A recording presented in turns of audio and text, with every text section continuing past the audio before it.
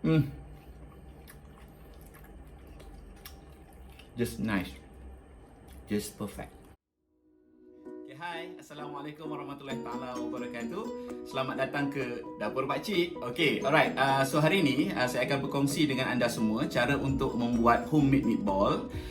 Saya dah pernah cuba resepi ni and it turns out to be everyone's favourite. Memang anak-anak dan teacher Husna juga suka dengan homemade meatball ni. Dan saya akan tunjukkan cara untuk buat dia step by step daripada zero. Okay? Untuk pengetahuan, saya rasa anda pun tahu, homemade meatball ataupun meatball tu sendiri adalah hidangan yang tinggi protein dan rendah karbohidrat. Kenapa? Jom kita tengok resepi dia. Bahan-bahan yang diperlukan untuk homemade meatball kita hari ini adalah yang pertama, dalam 3 ke 4 biji bawang besar, 4 ke 5 biji ataupun ulas bawang putih.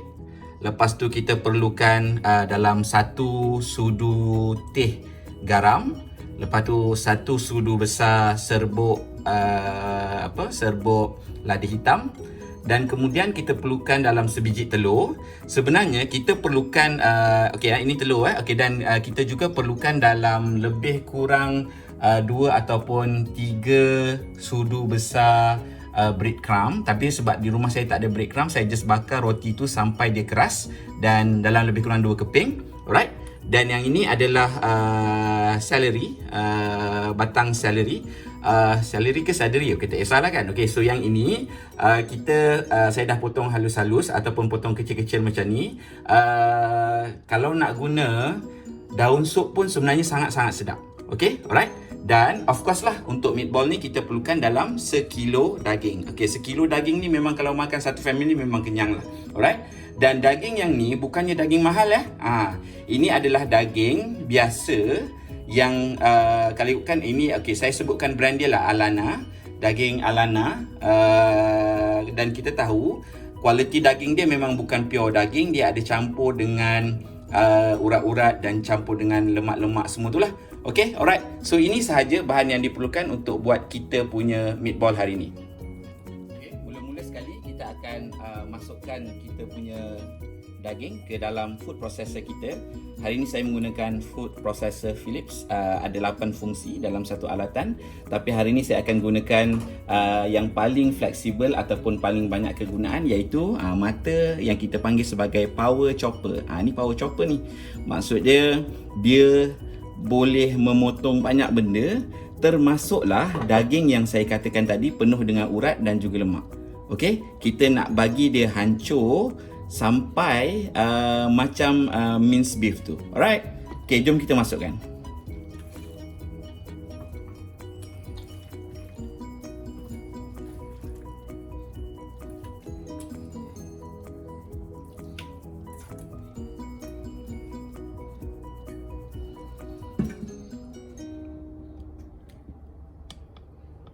Alright, anda boleh tengok daging yang ada di dalam tu.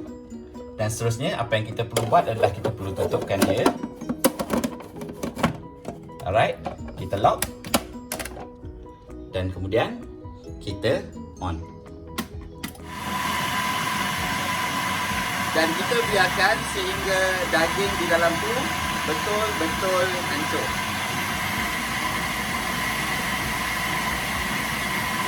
Boleh tengok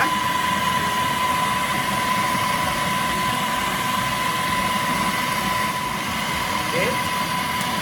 So kalau kita off sekejap, kita check tekstur daging tu, adakah dah benar-benar hancur. Kita boleh ambil. Okay. Asalkan dah tak ada urat-urat yang melekat di antara daging-daging tu, then should be okay lah. Alright. Sebab bila anda kata urat-urat tu masih ada, kita punya meatball nanti akan jadi lihat.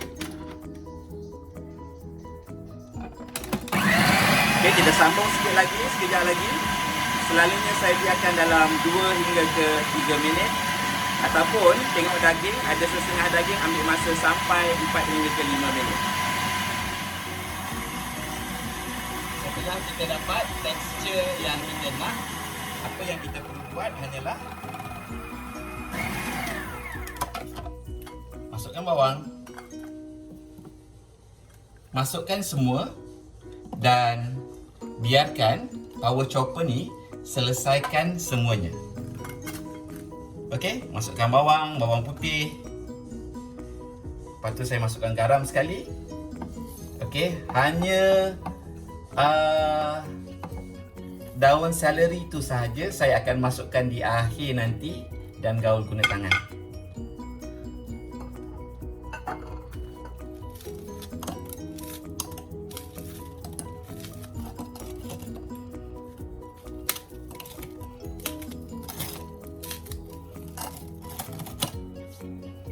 Okey. So kita hidupkan.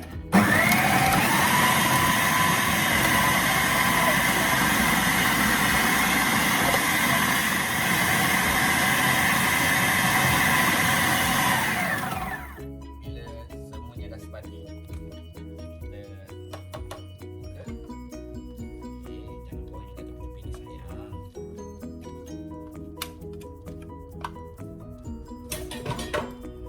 Alright, kita keluarkan power chopper ni.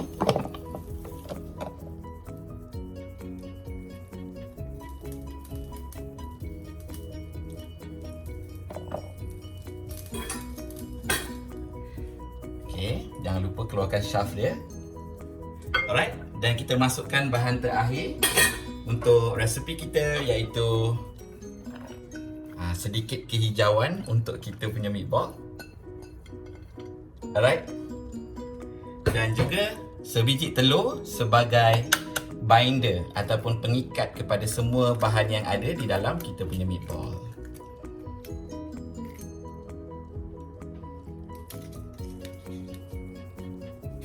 Alright.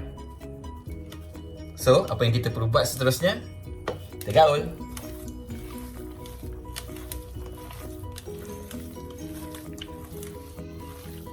Okey, yang ini adalah untuk makan family sendiri. So, saya gaul pakai tangan sahaja.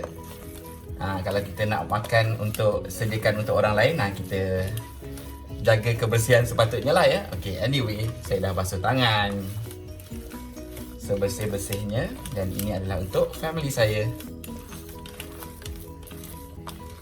Alright. Saya just nak tunjuk tekstur. Anda boleh lihat daging memang hancur sehancur-hancurnya. Bawang pun dah tak ada, roti pun dah tak ada, semua pun dah tak ada sebab dia dah hancur dalam kita punya meatball. Alright.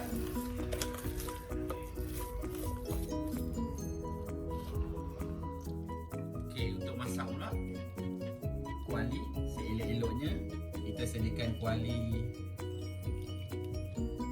non-stick ataupun tak melekat. Alright. Dan kita panaskan minyak sekejap. Dalam masa yang sama, kita boleh gentil kita punya meatball.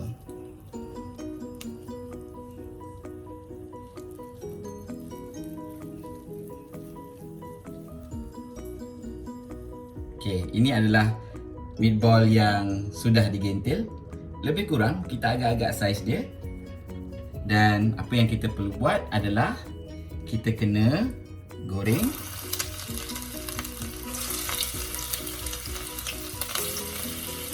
lebih kurang dalam 1 ke 2 minit untuk satu side ataupun sebelah.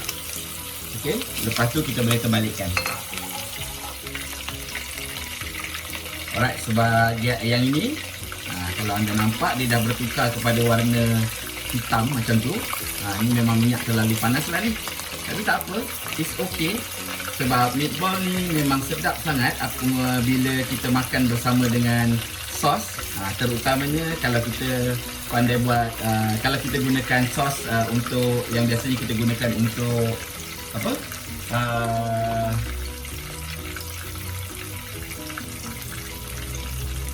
Untuk spaghetti.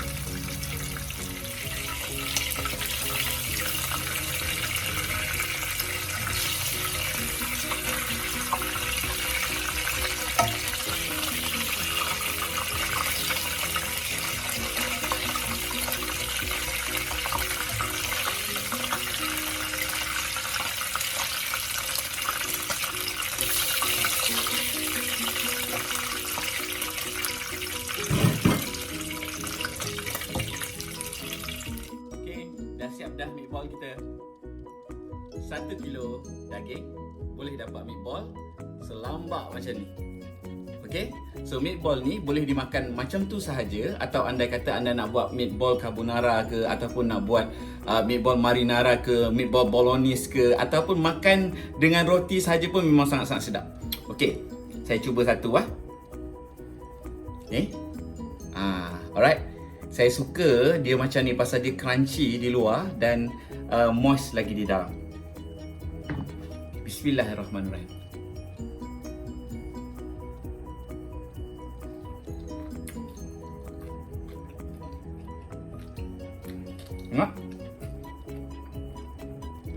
Saya suka pakai celery ni lagi daripada pakai daun bawang lah, daun sup. Pasal yang ni memang dia bagi crunchy, ada bunyi krap kat dalam ni.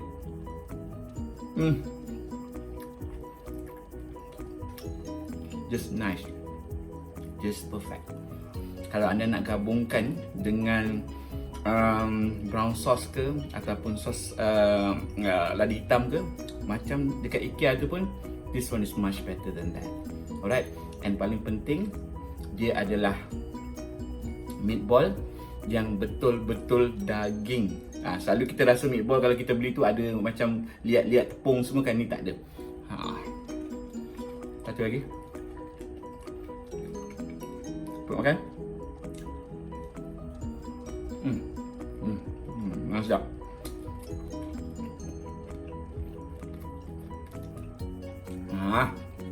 Okey. So itu sahaja rancangan untuk hari ini. Itu sahaja perkongsian resepi saya pada hari ini. InsyaAllah next time saya akan share lagi resepi-resepi lain, dan saya akan cuba cari resepi yang low carbs, and yang lain-lain high tak kisahlah kan. Okay, asalkan dia low carbs. Alright, okay. Jumpa makan. Bye.